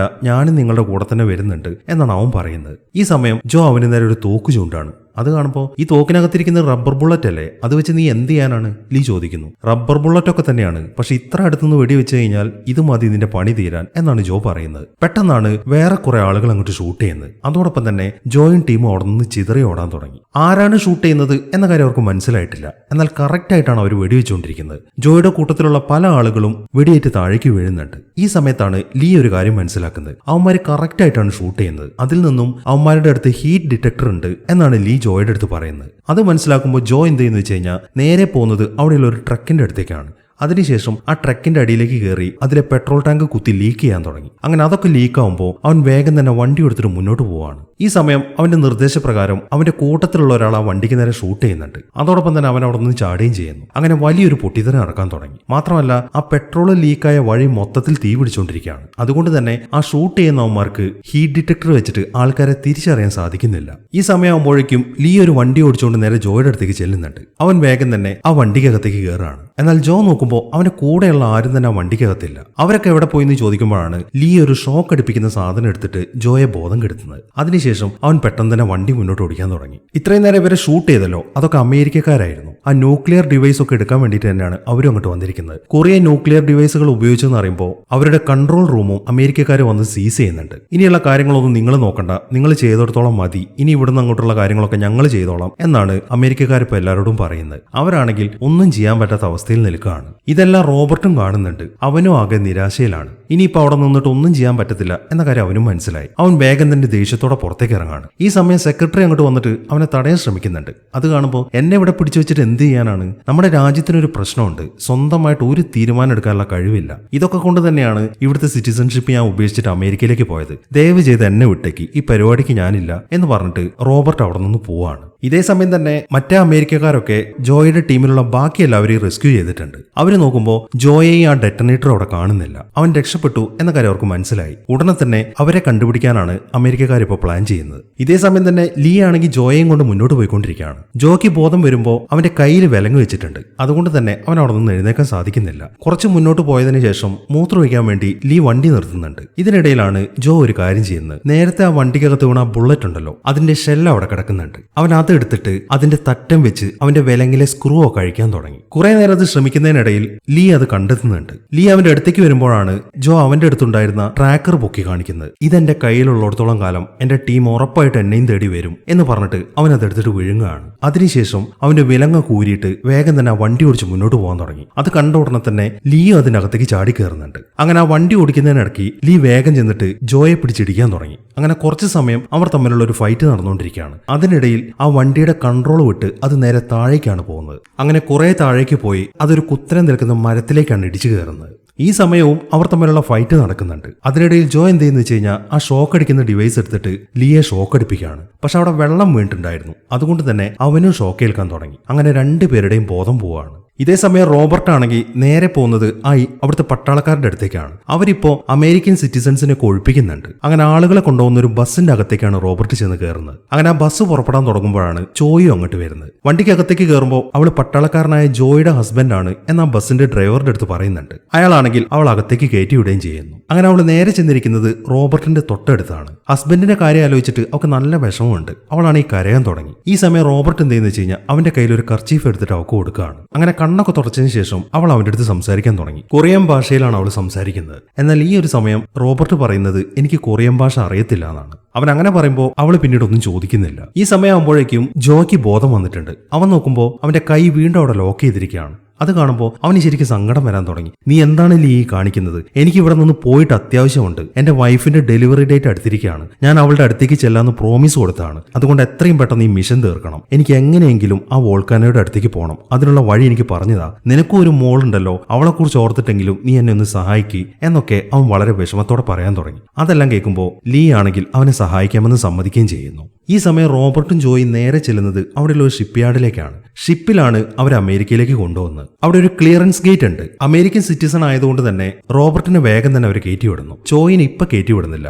അവർ പറയുന്നത് ആദ്യം അമേരിക്കൻ സിറ്റിസൺഷിപ്പ് ഉള്ളവരെ മാത്രമേ ഞങ്ങൾ കയറ്റിവിടുന്നുള്ളൂ, അത് കഴിഞ്ഞിട്ട് നിങ്ങളുടെ കാര്യം പരിഗണിക്കത്തുള്ളൂ എന്നാണ് ആ പട്ടാളക്കാരൻ പറയുന്നത്. ഈ സമയം റോബർട്ട് ആ പ്രശ്നത്തിലൊന്ന് ഇടപെടാൻ ശ്രമിക്കുന്നുണ്ട്. അത് കാണുമ്പോൾ എന്നെ കുറിച്ച് ഓർത്ത് നിങ്ങൾ ടെൻഷൻ അടിക്കണ്ട, നിങ്ങൾ പോയിക്കോ, എന്റെ ഹസ്ബൻഡ് ഇപ്പൊ ഇങ്ങോട്ട് വരും, ഞാൻ അദ്ദേഹത്തിന്റെ കൂടെ പോയിക്കോളാം എന്നാണ് അവള് പറയുന്നത്. അങ്ങനെ ലീയും ജോയും ആ ഡെറ്റനേറ്ററുമായിട്ട് മുന്നോട്ട് പോകാൻ തുടങ്ങി. അവരിപ്പോ നേരെ ചെല്ലുന്നത് ഒരു സൂപ്പർ മാർക്കറ്റിലേക്കാണ്. അവർക്ക് നന്നായിട്ട് വിശക്കുന്നുണ്ട്. എന്തെങ്കിലും കിട്ടുമോ എന്നറിയാനാണ് അതിനകത്തേക്ക് ചെല്ലുന്നത്. അവിടെ നിന്നും അവർക്ക് ആകെ ഒരു കോളയാണ് കിട്ടുന്നത്. അതാണെങ്കിൽ അവർ ഷെയർ ചെയ്ത് കുടിക്കുകയും ചെയ്യുന്നു. എന്നാൽ ഈ സമയത്താണ് അമേരിക്കൻ പട്ടാളക്കാരൊക്കെ അങ്ങോട്ട് വരുന്നത്. ഒരുപാട് പേരുള്ളതുകൊണ്ട് തന്നെ ജോയ്ക്കും ലീക്കും അവിടെ നിന്ന് രക്ഷപ്പെടാൻ സാധിക്കുന്നില്ല. എന്ത് ചെയ്യണം എന്നറിയാതെ നിൽക്കുമ്പോഴാണ് പെട്ടെന്നൊരു ബസ് അതിനകത്തേക്ക് വരുന്നത്. അത് ആ പട്ടാളക്കാരെ മൊത്തം ഇടിച്ചു വീഴ്ത്തുന്നുണ്ട്. അതിനകത്തുണ്ടായിരുന്നത് ജോയിന്റെ ടീമിലുള്ള ആൾക്കാരാണ്. അവർ പെട്ടെന്ന് തന്നെ ജോനെയും ലീനയും ബസ്സിനകത്തേക്ക് കയറ്റി വേഗം അവിടെ നിന്ന് പോകാൻ തുടങ്ങി. അങ്ങനെ കുറെ പോയി അവരെത്തുന്നത് ഒരു പാലത്തിന്റെ മുകളിലാണ്. ഈ സമയത്താണ് മൂന്നാമത്തെ മാഗ്മ സോഴ്സ് പൊട്ടിത്തെറിക്കുന്നത്. അതോടൊപ്പം തന്നെ വീണ്ടും ഒരു ഭൂമികുലുക്കം ഉണ്ടാവാൻ തുടങ്ങി. അതിനനുസരിച്ചിട്ട് ആ പാലം തകർന്നു വീഴുന്നുണ്ട്. മാത്രമല്ല ആ ബസ്സിന്റെ പുറംഭാഗം തകർന്നു പോകുന്നുണ്ട്. ഈ സമയം ആ ഡെറ്റനേറ്റർ അതിൽ നിന്ന് പുറത്തേക്ക് വീഴാൻ തുടങ്ങി. ജോ ആണെങ്കിൽ വളരെ കഷ്ടപ്പെട്ട് അതിൽ പിടിച്ചു നിർത്തിക്കൊണ്ടിരിക്കുകയാണ്. ഇതേ സമയം തന്നെ ആ ഭൂമികുലുക്കത്തിന്റെ എഫക്ട് പോർട്ടിലും വരുന്നുണ്ട്. അവിടെയുള്ള പല സാധനങ്ങളും തകർന്ന് താഴേക്ക് വീഴാൻ തുടങ്ങി. ആൾക്കാരെല്ലാം ചിതറി ഓടിക്കൊണ്ടിരിക്കുകയാണ്. അവിടെ ബാക്കിയുള്ള ആളുകളും എത്രയും പെട്ടെന്ന് ആ ഷിപ്പിന്റെ അകത്തേക്ക് കയറാനാണ് ശ്രമിക്കുന്നത്. ആ കൂട്ടത്തിൽ ചോയ ഉണ്ടായിരുന്നു. എന്നാൽ പട്ടാളക്കാരൊക്കെ ചോയി അവിടെ നിന്ന് പിടിച്ചു മാറ്റിക്കൊണ്ടിരിക്കുകയാണ്. ഇതെല്ലാം കാണുമ്പോൾ റോബർട്ട് വേഗം ചെന്നിട്ട് അവരുടെ അടുത്ത് ദേഷ്യപ്പെടാൻ തുടങ്ങി. അവരൊരു പട്ടാളക്കാരന്റെ ഭാര്യയാണ്, മാത്രമല്ല പ്രഗ്നന്റും. ഈ ഒരു സമയം എങ്ങനെയാണോ നിങ്ങൾ അവളുടെ അടുത്ത് പെരുമാറേണ്ടത് എന്നൊക്കെയാണ് അവനിങ്ങനെ ചോദിച്ചുകൊണ്ടിരിക്കുന്നത്. അവൻ അങ്ങനെയൊക്കെ പറയുമ്പോൾ പട്ടാളക്കാരാണെങ്കിൽ അവരെ വിടുകയും ചെയ്യുന്നു. ഈ സമയം അവൾ വല്ലാതെ വെപ്രാളത്തോടെ സംസാരിക്കാൻ തുടങ്ങി. എനിക്ക് എങ്ങനെയെങ്കിലും എന്റെ ഹസ്ബൻഡിനെ കാണണം, അദ്ദേഹം ഇപ്പൊ എവിടെയാണുള്ളത് എന്നൊക്കെയാണ് അവൾ ചോദിക്കുന്നത്. അത് കേൾക്കുമ്പോൾ ഒരു കാരണവശാലും നിന്റെ ഹസ്ബൻഡ് ഇപ്പൊ ഇങ്ങോട്ട് വരാൻ പോകുന്നില്ല എന്നാണ് റോബർട്ട് അതിന് മറുപടി പറയുന്നത്. അത് കേട്ട് അവൾ ശരിക്കും പേടിച്ച് നിൽക്കുകയാണ്. ഈ സമയവും ലീയും കൂട്ടരും ആ ബസ്സിൽ മുന്നോട്ട് പോയിക്കൊണ്ടിരിക്കുകയാണ്. അതിനിടയിൽ അമേരിക്കൻ പട്ടാളക്കാരും അവരെ പിടിക്കാൻ വരുന്നുണ്ട്. പക്ഷെ പാലം തകർന്നത് കാരണം അവർക്കൊന്നും ചെയ്യാൻ പറ്റുന്നില്ല. അതിനിടയിൽ അമേരിക്കക്കാരുടെ വണ്ടികളും തകർന്നു പോയിക്കൊണ്ടിരിക്കുകയാണ്. അങ്ങനെ കഷ്ടിച്ചാണ് അവരവിടെ നിന്ന് രക്ഷപ്പെടുന്നത്. ഈ സമയത്താണ് ലീ ഒരു തോക്കെടുത്തിട്ട് ജോയ്ക്ക് നേരെ ചൂണ്ടുന്നത്. അതിനുശേഷം അവനോട് കാര്യങ്ങൾ പറയാൻ തുടങ്ങി. നിന്നെ ഈ ഡെറ്റനേറ്ററും കൊണ്ട് പോകാൻ ഞാൻ സമ്മതിക്കത്തില്ല. ഇവിടുന്ന് അങ്ങോട്ട് ഇനി ഞാൻ പറയുന്ന രീതിയിൽ കാര്യങ്ങൾ നടന്നാൽ മതി എന്നാണ് ലീ പറയുന്നത്. പെട്ടെന്ന് അവന്റെ സ്വഭാവം മാറിയത് കണ്ട് ജോ ആണെങ്കിൽ എന്ത് ചെയ്യണമെന്ന് അറിയാതെ നിൽക്കുകയാണ്. ഇതേ സമയം തന്നെ റോബർട്ട് ഇപ്പോ പ്രസിഡന്റിന്റെ ആ സെക്രട്ടറിയാണ് വിളിക്കുന്നത്. അതിനുശേഷം അവരുടെ അടുത്ത് കാര്യങ്ങൾ പറയാൻ തുടങ്ങി. ഞാനിപ്പോ പോർട്ടിലാണ്. ഞാൻ അമേരിക്കയിലേക്ക് പോയിട്ടില്ല. എന്റെ കൂടെ ജോയുടെ ഭാര്യയുണ്ട്. ഞാൻ ഇപ്പോഴും ആ അഗ്നിപർവ്വതത്തിന്റെ ഹീറ്റൊക്കെ ചെക്ക് ചെയ്യായിരുന്നു. ഞാൻ വിചാരിച്ച പോലെ തന്നെയാണ് കാര്യങ്ങൾ. നമുക്ക് എങ്ങനെയെങ്കിലും ആ ഇരുമ്പ് ഖനിക്കുള്ളിൽ ബ്ലാസ്റ്റ് ചെയ്യണം. അതിനുവേണ്ടി ആ ഇരുമ്പ് ഖനിയുടെ ലൊക്കേഷൻ ജോയ്ക്ക് നിങ്ങൾ അയച്ചു കൊടുക്കണം എന്നാണ് റോബർട്ട് പറയുന്നത്. അത് കേൾക്കുമ്പോൾ ഞാൻ എങ്ങനെ അയച്ചു കൊടുക്കാനാണ്? പുതിയ ലൊക്കേഷൻ എനിക്ക് അറിയത്തില്ല. അതിവിടെ ഒരു സ്ഥലത്ത് ലോക്ക് ചെയ്ത് വെച്ചിരിക്കുകയാണ് എന്നാണ് സെക്രട്ടറി പറയുന്നത്. ലോക്ക് ചെയ്ത് വെച്ചിരിക്കുന്നതെന്നോ? എന്നാ പിന്നെ നിങ്ങളൊരു കാര്യം ചെയ്യും, അത് എങ്ങനെയെങ്കിലും നൈസായിട്ട് അടിച്ചു മാറ്റാൻ പറ്റുമോ നോക്ക് എന്നാണ് റോബർട്ട് പറയുന്നത്. അത് കേട്ട ഉടനെ തന്നെ സെക്രട്ടറി വേഗം ആ സീക്രട്ട് പ്ലേസിലേക്ക് നടക്കാൻ തുടങ്ങി. എന്നിട്ട് അവിടെ ചെന്നിട്ട് നൈസായിട്ട് ആ ലൊക്കേഷനൊക്കെ അടിച്ചു മാറ്റാണ്. ആ സാധനങ്ങളൊക്കെ എടുത്ത് പുറത്തേക്ക് ഇറങ്ങാൻ നേരത്താണ് ആ ലൊക്കേഷൻ മിസ്സായ കാര്യം അമേരിക്കക്കാർ അറിയുന്നത്. അവർ ഉടനെ തന്നെ സെക്രട്ടറിയെ പിടിക്കാൻ വേണ്ടി വേഗം പുറത്തേക്ക് വരികയാണ്. ഈ സമയത്താണ് മറ്റൊരു ടീം അങ്ങോട്ട് വരുന്നത്. വന്ന ഉടനെ തന്നെ അവർ സെക്രട്ടറിയും കൊണ്ട് അവിടെ നിന്ന് പോവാണ്. ആ ടീമിനെ അങ്ങോട്ട് അയച്ചത് കൊറിയൻ പ്രസിഡന്റ് ആണ്. അമേരിക്കക്കാർ വിചാരിച്ചാലൊന്നും അവിടുത്തെ പ്രശ്നം തീരാൻ പോകുന്നില്ല എന്ന കാര്യമൊക്കെ നന്നായിട്ട് അറിയാം. അതിന്റെ കേസിൽ ഇവള് റിസൈനും കൂടെ കൊടുത്തതായിരുന്നു. അതുകൊണ്ട് അയാൾ ഒരു പ്ലാൻ ഉണ്ടാക്കിയിട്ട് അവളെ അവിടെ നിന്ന് രക്ഷിച്ചതാണ്. ആ കാര്യങ്ങളൊക്കെ അവൾ അവിടെ നിന്ന് പോരുന്ന വഴി അയാൾ ഫോണിൽ വിളിച്ച് പറയുന്നുണ്ട്. ഈ സമയം റോബർട്ട് ആണെന്നുണ്ടെങ്കിൽ ചോയിനെയും കൊണ്ട് പോകുന്നത് അവന്റെ യൂണിവേഴ്സിറ്റിക്കുള്ളിലേക്കാണ്. അതിനുശേഷം അവിടുത്തെ സെർവറൊക്കെ വെച്ചിട്ട് അവന്റെ പണികളൊക്കെ ചെയ്യാൻ തുടങ്ങി. ഈ സമയത്താണ് ചോയ് അവന്റെ അടുത്തൊരു കാര്യം ചോദിക്കുന്നത്. അല്ല, നിങ്ങളല്ലേ പറഞ്ഞത് എന്റെ ഹസ്ബൻഡ് നോർത്ത് കൊറിയയിലേക്ക് പോയതാണെന്ന്? അത് നിങ്ങൾക്ക് എങ്ങനെയാണ് അറിയാവുന്നത്? അതിപ്പോ ഞാൻ എന്താണ് പറയാ, എനിക്ക് അതിനെക്കുറിച്ചൊന്നും അറിയത്തില്ല കുട്ടി എന്നാണ് റോബർട്ട് അതിന് മറുപടി പറയുന്നത്. പുള്ളിക്ക് അറിയാം ജോ എന്തിനാണ് നോർത്ത് കൊറിയയിലേക്ക് പോയതെന്ന്. പുള്ളി അങ്ങോട്ട് പോകാനുള്ള ഒന്നാമത്തെ കാരണം ഈ റോബർട്ട് തന്നെയാണ്. പക്ഷെ ഈ ഒരു സമയം റോബർട്ട് ആ ഒരു കാര്യം അവളുടെ അടുത്ത് പറയുന്നില്ല. ഇതേ സമയം തന്നെ ലീ ആണെങ്കിൽ ജോയിനെയും കൂട്ടി ഒരു കാറിൽ മുന്നോട്ട് പോയിക്കൊണ്ടിരിക്കുകയാണ്. മറ്റൊരു പട്ടാളക്കാരനും കൂടെ അതിനകത്ത് ഇരിക്കുന്നുണ്ട്. അവരെല്ലാവരും പരസ്പരം തോക്ക് ചൂണ്ടിരിക്കുകയാണ്. ഈ സമയം ലീ ജോയുടെ അടുത്ത് സംസാരിക്കാൻ തുടങ്ങി. എനിക്കറിയാം നിങ്ങൾ എന്നെ ഷൂട്ട് ചെയ്യാൻ പോകുന്നില്ല എന്ന്. നിങ്ങൾക്ക് എത്തേണ്ട സ്ഥലത്തിന്റെ മാപ്പ് ഇരിക്കുന്നത് എന്റെ കയ്യിലാണ്. അത് എന്റെ കയ്യിലുള്ളിടത്തോളം കാലം നിങ്ങൾ ഒരിക്കലും എന്നെ കൊല്ലാൻ പോകുന്നില്ല. ശരിയാണ്, ഞാൻ നിങ്ങളെ കൊല്ലാൻ പോകുന്നില്ല. പക്ഷെ നിങ്ങളും ഒരിക്കലും എന്നെ കൊല്ലാൻ പോകുന്നില്ല. കാരണം നിങ്ങളുടെ മകൾ രക്ഷപ്പെടാനാണ് നിങ്ങൾ ഈ കാര്യങ്ങളൊക്കെ ചെയ്തു കൂട്ടുന്നത്. നിങ്ങളുടെ മകൾ രക്ഷപ്പെടണമെന്നുണ്ടെങ്കിൽ അതിന് എന്നെ കൊണ്ട് മാത്രമേ സാധിക്കത്തുള്ളൂ. പക്ഷെ നിനക്കറിയാത്തൊരു കാര്യമുണ്ട്. നീ ഇപ്പൊ എന്നെ കൊണ്ടുപോകുന്നത് ചൈനയിലെ ബോർഡറിലേക്കല്ലേ? ഈ ഡെറ്റനേറ്റർ അവിടെ നിൽക്കുന്ന ചൈനീസ് ആളുകൾക്ക് കൈമാറണം. അതല്ലേ നിന്റെ പ്ലാൻ? പക്ഷെ നീ അങ്ങനെ കൈമാറി കഴിഞ്ഞാലും നിന്റെ മകൾ ഒരിക്കലും രക്ഷപ്പെടാൻ പോകുന്നില്ല. ആ ബോംബ് എനിക്ക് കിട്ടിയിട്ടില്ല എന്നുണ്ടെങ്കിൽ ഉറപ്പായിട്ടും ആ അഗ്നിപർവ്വതം ബ്ലാസ്റ്റ് ചെയ്യും. അങ്ങനെ വരുമ്പോ നിന്റെ മകൾ ഇരിക്കുന്ന ആ ഏരിയ മൊത്തം ഇല്ലാതായി പോകും. പിന്നെ എങ്ങനെയാണ് നിന്റെ മകളെ നീ രക്ഷിക്കാൻ പോകുന്നത്? ഓക്കെ, എന്തായാലും നീ വിചാരിച്ച പോലെ തന്നെ കാര്യങ്ങളൊക്കെ നടക്കട്ടെ. നീ ആ ഡെറ്റനേറ്ററും എന്നെയും നിന്റെ ചൈനീസ് ആളുകൾക്ക് കൈമാറിക്കോ. ആ അഗ്നിപർവ്വത സ്ഫോടനം തടയാൻ പറ്റും എന്ന് എനിക്ക് ഒരു ഉറപ്പുമില്ല. അതുകൊണ്ട് നീ നിന്റെ ഇഷ്ടം പോലെ എന്താന്ന് വെച്ചാൽ ചെയ്തോ എന്നാണ് ജോ പറയുന്നത്. അത് കേൾക്കുന്ന ലീ ആണെങ്കിൽ കുറച്ചു സമയം എന്തൊക്കെ ആലോചിക്കാൻ തുടങ്ങി. അതിനുശേഷം ഓക്കെ, ഞാൻ എന്റെ പ്ലാനൊക്കെ ഇവിടെ ഡ്രോപ്പ് ചെയ്യാണ്. ആ അഗ്നിപർവ്വതം ബ്ലാസ്റ്റ് ആവുന്നത് തടയാൻ നമുക്ക് ഇനിയും സമയമുണ്ടല്ലോ. എന്തായാലും നീ ഒന്ന് ട്രൈ ചെയ്ത് നോക്ക്. എനിക്ക് നിന്റെ ഡെറ്റനേറ്ററും വേണ്ട, നിന്നെയും വേണ്ട, ഞാൻ ഒറ്റയ്ക്ക് പോയിക്കോളാം എന്ന് പറഞ്ഞിട്ട് അവൻ വേഗം തന്നെ വണ്ടിയിൽ നിന്ന് ഇറങ്ങി നടക്കാൻ തുടങ്ങി. ഈ സമയത്താണ് ജോ വീണ്ടും അവനെ വിളിക്കുന്നത്. നീ അങ്ങനെ അങ്ങോട്ട് പോയാൽ എങ്ങനെയാണ്? അങ്ങോട്ട് പോകാനുള്ള വഴി എനിക്ക് അറിയത്തില്ല, ആ മാപ്പ് എനിക്ക് പറഞ്ഞതാ എന്നാണ് ജോ പറയുന്നത്. അത് കേൾക്കുന്ന ലീ ആണെങ്കിൽ വീണ്ടും അവന്റെ അടുത്തേക്ക് തന്നെ തിരിച്ചു വരുന്നു. ഇതേ സമയം തന്നെ പ്രസിഡന്റിന്റെ സെക്രട്ടറി ഇപ്പം അവരടിച്ചു മാറ്റിയ ആ സാധനം കൊണ്ട് റോബർട്ടിന്റെ അടുത്തേക്ക് എത്തിയിട്ടുണ്ട്. അത് കാണുമ്പോൾ അവർക്ക് സന്തോഷമായി. ഇനിയിപ്പം അവർക്ക് നേരിട്ട് ജോയെ കോണ്ടാക്ട് ചെയ്യാൻ പറ്റും. ഇതേ സമയം തന്നെ ലീ ആണെങ്കിൽ ജോയ്ക്ക് ആ മാപ്പിന്റെ ഒരു ചിത്രമാണ് വരച്ചു കൊടുത്തിരിക്കുന്നത്. അത് പ്രകാരമാണ് അവനിപ്പോ മുന്നോട്ട് പോയിക്കൊണ്ടിരിക്കുന്നത്. അതിനിടയിലാണ് അവനൊരു കോള് വരുന്നത്. അത് അവന് ശരിക്കും ഞെട്ടിച്ചു കളഞ്ഞു. അത് അവന്റെ ഭാര്യയായ ചോയ് ആയിരുന്നു. നീ ഇത് എവിടുന്നാണ് വിളിക്കുന്നത്? അപ്പൊ നീ അമേരിക്കയിലേക്ക് പോയിട്ടില്ലേ? എവിടാണ് നീ ഇപ്പോൾ ഉള്ളത് എന്നൊക്കെയാണ് അവൻ ചോദിക്കുന്നത്. അത് കേൾക്കുമ്പോ അപ്പൊ നിങ്ങൾ എന്നെ പറ്റിക്കായിരുന്നു അല്ലേ? നിങ്ങൾ എന്തിനാണ് നോർത്ത് കൊറിയയിലേക്ക് പോയത്? എനിക്ക് പ്രോമിസ് തന്നല്ലേ നിങ്ങൾ എന്റെ അടുത്തേക്ക് വരാമെന്ന്. നിങ്ങൾ എന്നെ പറ്റിച്ചെന്ന് എനിക്ക് വിശ്വസിക്കാൻ പോലും പറ്റുന്നില്ല എന്നൊക്കെയാണ് ചോയ് പറയുന്നത്. എന്നാൽ അവളുടെ കൂട്ടത്തിൽ തന്നെ ആ സെക്രട്ടറി ഇരിക്കുന്നുണ്ട്, റോബർട്ടും ഇരിക്കുന്നുണ്ട്. അവര് രണ്ടുപേരും കൂടെ അവള് സംസാരിക്കുന്നതിന്റെ ഇടയിൽ കയറിയിട്ട് ജോയുടെ അടുത്ത് സംസാരിക്കാൻ തുടങ്ങി. സെക്രട്ടറി പറയുന്നത് എന്താന്ന് വെച്ച് കഴിഞ്ഞാൽ, ആ ഡെറ്റനേറ്റർ നിന്റെ കയ്യിൽ ഇപ്പോഴും സേഫ് ആയിട്ട് തന്നെ ഉണ്ടോ? നീ ഇപ്പൊ എവിടെ എത്തി എന്നൊക്കെയാണ് സെക്രട്ടറി ചോദിച്ചുകൊണ്ടിരിക്കുന്നത്. എന്നാൽ റോബർട്ട് പറയുന്നത് നമ്മുടെ പ്ലാനിലൊക്കെ ഒരു മാറ്റമുണ്ട്, നീ തൽക്കാലത്തേക്ക് ഒന്ന് സ്റ്റോപ്പ് ചെയ്യ്, എനിക്ക് നിന്റെ അടുത്ത് കുറച്ച് കാര്യങ്ങൾ കൂടെ പറയാനുണ്ടെന്നാണ്. അങ്ങനെ അവർ 3 പേരും മാറി മാറി ഇങ്ങനെ സംസാരിച്ചുകൊണ്ടിരിക്കുകയാണ്. അതെല്ലാം കേൾക്കുമ്പോൾ ജോയ്ക്കും ശരിക്കും ഭ്രാന്ത് പിടിക്കുന്നുണ്ട്. ഈ സമയം റോബർട്ട് പെട്ടെന്ന് ആ മൈക്രോഫോൺ മേടിച്ചിട്ട് കാര്യങ്ങൾ പറയാൻ തുടങ്ങി. ഇപ്പൊ ഞാൻ പറയുന്നത് മാത്രം നിങ്ങൾ കേൾക്ക്. ഇപ്പൊ നിങ്ങൾ നോർത്ത് കൊറിയയിലേക്ക് പോകാനുള്ള കാരണം ഞാനാണ് എന്നാണ് റോബർട്ട് പറയുന്നത്. അത് കേൾക്കുമ്പോൾ ചോയ്ക്കാണെങ്കിൽ ഒരു ഞെട്ടലാണ് ഉണ്ടാവുന്നത്. അപ്പോൾ നിങ്ങൾ കാരണമാണല്ലേ എന്റെ ഹസ്ബൻഡ് നോർത്ത് കൊറിയയിലേക്ക് പോയത്? അവൾ സങ്കടത്തോടെ ചോദിക്കുന്നു. അതേ ചോയ്, ഞാൻ കാരണമാണ്. പക്ഷെ ഒഫീഷ്യലി ഞാൻ കാരണമല്ല. ഇതൊന്നും പറഞ്ഞാൽ നിനക്ക് മനസ്സിലാവത്തില്ല. ഞാൻ ഈ കാര്യങ്ങളൊന്നും അവനോട് സംസാരിക്കട്ടെ. നോക്കു ജോ, നീ ഇപ്പൊ പോവേണ്ടത് 9ാമത്തെ നമ്പർ ഗനിയിലേക്കല്ല, 7ാമത്തെ നമ്പർ ഗനിയിലേക്കാണ്. അതായത് കുറച്ചും കൂടെ ആഴത്തിലേക്ക് നീ പോകണം. എന്നിട്ട് അവിടെ ഇട്ടിട്ട് വേണം ആ ഡെറ്റനേറ്റർ ബ്ലാസ്റ്റ് ചെയ്യാൻ. എങ്കിൽ മാത്രമേ നമ്മൾ വിചാരിച്ച കാര്യങ്ങളൊക്കെ നടക്കത്തുള്ളൂ എന്നൊക്കെയാണ് റോബർട്ട് പറയുന്നത്. അതെല്ലാം കേൾക്കുമ്പോൾ ജോയ്ക്കാണെങ്കിൽ എന്താണ് ചെയ്യേണ്ടതെന്ന് അറിയത്തില്ല. കറക്റ്റ് ആ പർവ്വതത്തിന്റെ അടുത്തേക്ക് പോകാനുള്ള വഴി മാത്രമേ അവന് അറിയത്തുള്ളൂ. 9ാമത്തെ ഗനിയൊക്കെ ഉണ്ടായിരുന്നത് ആ മാപ്പിലാണ്. അതാണെങ്കിൽ മറ്റവൻ വിഴുങ്ങുകയും ചെയ്തു. ഇനിയിപ്പോൾ അവനെ കണ്ടെത്തി കഴിഞ്ഞാലേ ജോയ്ക്ക് എന്തെങ്കിലും ചെയ്യാൻ പറ്റത്തുള്ളൂ. അതുകൊണ്ട് തന്നെ അവൻ പെട്ടെന്ന് വണ്ടി തിരിച്ചിട്ട് ബോച്ചോണിലേക്ക് പോവാണ്. അവിടേക്കാണ് ലീ പോയിരിക്കുന്നത്. ഇതേ സമയം ലീ ആണെന്നുണ്ടെങ്കിൽ ആ ബോച്ചോണിലെത്തിയിട്ട് അവന്റെ മകളെ അന്വേഷിച്ച് നടക്കുകയാണ്. അവന്റെ മകളെ അവൻ വളരെ ചെറുപ്പത്തിൽ കണ്ടതാണ്.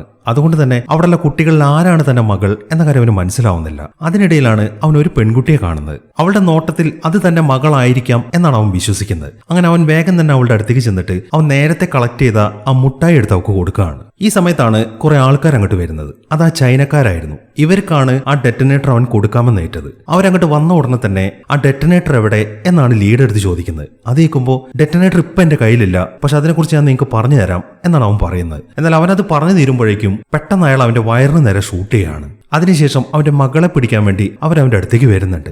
അത് കാണുമ്പോൾ ഞാൻ പറയുന്നൊന്ന് കേൾക്ക്, എന്റെ മകളെ നിങ്ങൾ എങ്ങനെയെങ്കിലും ഈ ബോർഡർ ഒന്ന് കടത്തിത്താ, ആ ഡെറ്റനേറ്റർ ഇരിക്കുന്ന എവിടെയാണെന്നൊക്കെ ഞാൻ നിങ്ങൾക്ക് പറഞ്ഞു തരാം എന്നൊക്കെ അവനിങ്ങനെ പറഞ്ഞു നോക്കുന്നുണ്ട്. എന്നാൽ അവന്മാരാണെങ്കിൽ സാധനം അവന്റെ കയ്യിലില്ലാത്തതുകൊണ്ട് അതൊന്നും മൈൻഡ് ചെയ്യുന്നില്ല. പെട്ടെന്നാണ് അപ്പുറത്തുനിന്ന് ഇപ്പുറത്തുനിന്നുമായിട്ട് ആരൊക്കെയോ ഷൂട്ട് ചെയ്യുന്നത്. അത് ആ അമേരിക്കക്കാരാണ്. അവരും ആ ഡെറ്റനേറ്റർ കണ്ടെത്താൻ വേണ്ടിയിട്ടാണ് അങ്ങോട്ട് വന്നത്. അങ്ങനെ കുറച്ച് സമയം ആ ഷൂട്ട് ഔട്ട് നടക്കുന്നുണ്ട്. അതിനിടയിലേക്കാണ് ജോ വരുന്നത്. ജോയുടെ വണ്ടിയുടെ പുറകിലായിട്ടാണ് ആ ഡെറ്റനേറ്റർ സെറ്റ് ചെയ്ത് വെച്ചിരിക്കുന്നത്. ഇതെല്ലാം അമേരിക്കക്കാർ കാണുന്നുണ്ട്. അപ്പൊ അതിലേക്ക് ഷൂട്ട് ചെയ്ത് കഴിഞ്ഞാൽ അത് ബ്ലാസ്റ്റ് ആവും എന്ന കാര്യം അവർക്ക് അറിയാം. അതുകൊണ്ട് തന്നെ വെടി നിർത്താനാണ് ഒരു അമേരിക്കക്കാരൻ ഇങ്ങനെ പറഞ്ഞുകൊണ്ടിരിക്കുന്നത്. അങ്ങനെ വെടി നിർത്തിയതിനു ശേഷം ജോ വേഗം തന്നെ ആ വണ്ടിയിൽ നിന്ന് പുറത്തേക്ക് ഇറങ്ങാണ്. എന്നിട്ട് അവൻ ആദ്യം സംസാരിക്കുന്നത് ലീയുടെ അടുത്താണ്. നീ എന്തിനാണ് പൊട്ട ആ മാപ്പ് ഒഴുങ്ങിയത്? അതിലായിരുന്നു ആ പർവ്വതത്തിലെ ഗനികളുടെ കാര്യങ്ങളൊക്കെ മാർക്ക് ചെയ്ത് വെച്ചിരിക്കുന്നത്. ഇനിയിപ്പോ നമ്മൾ എന്താണ് ചെയ്യേണ്ടത് എന്നൊക്കെയാണ് അവൻ ചോദിക്കുന്നത്. എന്നാൽ ഈ സമയം ബാക്കിയുള്ളവരൊക്കെ അവനെ ഷൂട്ട് ചെയ്യാൻ ഒരുങ്ങുകയാണ്. അത് കാണുമ്പോൾ നിങ്ങൾക്ക് എല്ലാവർക്കും വേണ്ടത് ആ ഡെറ്റനേറ്റർ അല്ലേ, അത് എന്റെ വണ്ടിയുടെ പുറകെ സെറ്റ് ചെയ്ത് വെച്ചിട്ടുണ്ട്, അത് നിങ്ങൾ എടുത്തോ എന്നാണ് ജോ പറയുന്നത്. അത് കേട്ട ഉടനെ തന്നെ ആ ചൈനക്കാരെല്ലാം ആ ഡെറ്റനേറ്ററിന്റെ അടുത്ത് നിന്നിട്ട് അതൊക്കെ ചെക്ക് ചെയ്യാൻ തുടങ്ങി. എന്നാൽ ജോ ആണെങ്കിൽ ബുദ്ധിപരമായിട്ടുള്ള ഒരു കാര്യം അതിൽ ചെയ്തു വെച്ചിട്ടുണ്ട്. അതായത് അവൻ ആ ഡെറ്റനേറ്റർ ഓൺ ആക്കി വെച്ചിരിക്കുകയാണ്. കറക്റ്റായിട്ട് ആ അഗ്നിപർവ്വതം എപ്പോഴാണോ പൊട്ടാൻ പോകുന്നത് ആ സമയം തന്നെയാണ് അവൻ അതിൽ ഓണാക്കി വെച്ചിരിക്കുന്നത്. അത് കാണുമ്പോൾ ഇത് ഡിസേബിൾ ചെയ്യ്, ഇതും കൊണ്ട് എങ്ങനെയാണ് ഞങ്ങൾ പോകുന്നത് എന്നൊക്കെയാണ് ചൈനക്കാർ ചോദിക്കുന്നത്. ഇല്ല മിസ്റ്റർ, അതിനി ഓഫാക്കാൻ പറ്റത്തില്ല. ഒരു തവണ അത് ഓണാക്കിയാൽ അത് ഓണാണ്. ആ അഗ്നിപർവ്വതം പൊട്ടുന്ന അതേ സമയം തന്നെയാണ് ഞാൻ ഇതിൽ സെറ്റ് ചെയ്ത് വെച്ചിരിക്കുന്നത്. ഒന്നില്ലെങ്കിൽ ഇതെനിക്ക് ആ അഗ്നിപർവ്വതത്തിന്റെ അകത്തേക്ക് കൊണ്ടുപോകണം, അല്ലാന്നുണ്ടെങ്കിൽ ഇത് ഇവിടെ കിടന്ന് പൊട്ടും. ഇവിടെ കിടന്ന് പൊട്ടുകയാണെന്നുണ്ടെങ്കിൽ നമ്മൾ ഒരാൾ പോലും ബാക്കിയുണ്ടാവത്തില്ല. അതുകൊണ്ട് ജീവൻ വേണമെങ്കിൽ എല്ലാവരും രക്ഷപ്പെടാൻ നോക്ക് എന്നൊക്കെയാണ് അവൻ പറയുന്നത്. അത് കേൾക്കുമ്പോൾ ആ ചൈനക്കാർക്കൊക്കെ പേടിയാവാൻ തുടങ്ങി. ഈ സമയമാകുമ്പോഴേക്കും അവിടെ ചെറിയൊരു ഭൂമികുലുക്കം കൂടെ വരുന്നുണ്ട്. അത് കാണുമ്പോൾ അമേരിക്കക്കാരൊക്കെ തിരിഞ്ഞോടാൻ തുടങ്ങി. അങ്ങനെ മുഴുവൻ ആളുകളും പെട്ടെന്ന് തന്നെ അവിടെ നിന്ന് എസ്കേപ്പ് ആവാണ്. അവരെല്ലാം പോയി കഴിയുമ്പോൾ അവന്റെ ആ വണ്ടിക്കകത്ത് അവന്റെ ടീമിലെ വേറെ ആൾക്കാരുണ്ട്. അവൻ അവരുടെ അടുത്താണ് കാര്യങ്ങൾ പറയുന്നത്. നിങ്ങൾ ഉടനെ തന്നെ ലീയെയും അവന്റെ മകളെയും കൊണ്ട് വേഗം ഇവിടെ നിന്ന് ബേസ് ക്യാമ്പിലേക്ക് പോകണം. ഈ മിഷൻ ഞാൻ ഇനി ഒറ്റയ്ക്ക് പൂർത്തിയാക്കിക്കോളാം, ഇത് എന്റെ ഒരു ഓർഡറാണ് എന്നൊക്കെയാണ് അവൻ പറയുന്നത്. അതെല്ലാം കേൾക്കുമ്പോൾ ഇല്ല ജോ, ഞാൻ ഒരിക്കലും ഇവരുടെ കൂടെ പോകത്തില്ല. എനിക്ക് വേണ്ടിയിട്ടാണ് നീ ആ ടൈമർ ഓൺ ആക്കിയിരിക്കുന്നത്. ആ 7ാമത്തെ നമ്പർ ഗനിയിലേക്കുള്ള വഴി എനിക്കറിയാം. ഈ മിഷൻ സക്സസ് ആയിട്ടില്ല എന്നുണ്ടെങ്കിൽ എന്റെ മകൾ ജീവനോടെ ഉണ്ടാവത്തില്ല. അതുകൊണ്ട് എനിക്ക് നിന്റെ കൂടെ വരണം എന്നാണ് ലീ പറയുന്നത്. അവൻ അങ്ങനെയൊക്കെ വാശി പിടിക്കുമ്പോൾ ജോ ആണെങ്കിൽ അതിന് സമ്മതിക്കുകയും ചെയ്യുന്നു. അങ്ങനെ പെട്ടെന്ന് തന്നെ ജോയും ലീയും ആ ഡെറ്റനേറ്ററുമായിട്ട് ആ അഗ്നിപർവ്വതത്തിന്റെ അകത്തേക്ക് പോവാണ്. പോകുന്ന വഴിക്ക് ജോ വീണ്ടും ചോയിനെ വിളിക്കുന്നുണ്ട്. ഹേയ് ചോയ്, ഞാനിപ്പോൾ എന്റെ മിഷന്റെ അവസാനത്തെ ഭാഗത്തിലേക്ക് എത്തിയിട്ടുണ്ട്. പക്ഷെ ഇത് കുറച്ചുകൂടെ ടൈം എടുക്കും. എന്നാലും വേണ്ടിയില്ല, ഞാൻ ഉറപ്പായിട്ടും നമ്മുടെ കുഞ്ഞിനെ കാണാൻ വേണ്ടി വരും എന്നാണ് ജോ പറയുന്നത്. അത് കേൾക്കുമ്പോൾ അവളാണ് ഈ കരയാൻ തുടങ്ങി. എനിക്കറിയാം എത്ര റിസ്ക് ഉള്ള പണിയാണ് നിങ്ങൾ ചെയ്യാൻ പോകുന്നതെന്ന്, പക്ഷെ നിങ്ങളത് കംപ്ലീറ്റ് ആക്കണം. എന്നിട്ട് വൈകാതെ തന്നെ എന്റെ അടുത്തേക്ക് എത്തണം. നമ്മുടെ കുഞ്ഞ് വെളിയിലേക്ക് വരുമ്പോൾ കുഞ്ഞിനെ കാണാൻ നിങ്ങളും എന്റെ അടുത്തുണ്ടാവണം എന്നൊക്കെയാണ് അവളിങ്ങനെ കരഞ്ഞോട് പറയുന്നത്. അതെല്ലാം കേൾക്കുമ്പോൾ അവനും ശരിക്കും വിഷമത്തിലിരിക്കുകയാണ്. അവന്റെ കണ്ണുകളും നിറഞ്ഞൊഴുകുന്നുണ്ട്. ഇതെല്ലാം ശ്രദ്ധിച്ചുകൊണ്ട് ലീയും അവന്റെ അടുത്ത് തന്നെ ഇരിക്കുന്നുണ്ട്. അവനും വിഷമം താങ്ങാൻ സാധിക്കുന്നില്ല. അങ്ങനെ അവർ വേഗം തന്നെ ആ അഗ്നിപർവ്വതത്തിന്റെ അടുത്തേക്ക് എത്തി. അതിന്റെ ഭാഗങ്ങളൊക്കെ ഇങ്ങനെ പൊട്ടിത്തെറിച്ചുകൊണ്ടിരിക്കുകയാണ്. അതിനിടയിലൂടെ വളരെ കഷ്ടപ്പെട്ടാണ് അവരിപ്പോ വണ്ടി ഓടിച്ചുകൊണ്ടിരിക്കുന്നത്. അങ്ങനെ ആ ഗനികൾക്ക് അകത്തേക്ക് കയറിയിട്ട് അവർ ആ ഡെറ്റനേറ്റർ എടുത്ത് ഒരു വണ്ടിയിൽ തള്ളിക്കൊണ്ട് മുന്നോട്ട് പോകാൻ തുടങ്ങി. പക്ഷെ കുറെ പോയിട്ടും 7ാമത്തെ നമ്പർ ഗനി ഏതാണ് എന്ന കാര്യത്തിൽ അവർക്ക് ഒരു ഐഡിയ ഐഡിയ കിട്ടുന്നില്ല. ഈ കുറഞ്ഞ സമയത്തിനുള്ളിൽ അത് ചെക്ക് ചെയ്ത് കണ്ടുപിടിക്കാൻ അവരെ കൊണ്ട് സാധിക്കത്തില്ല.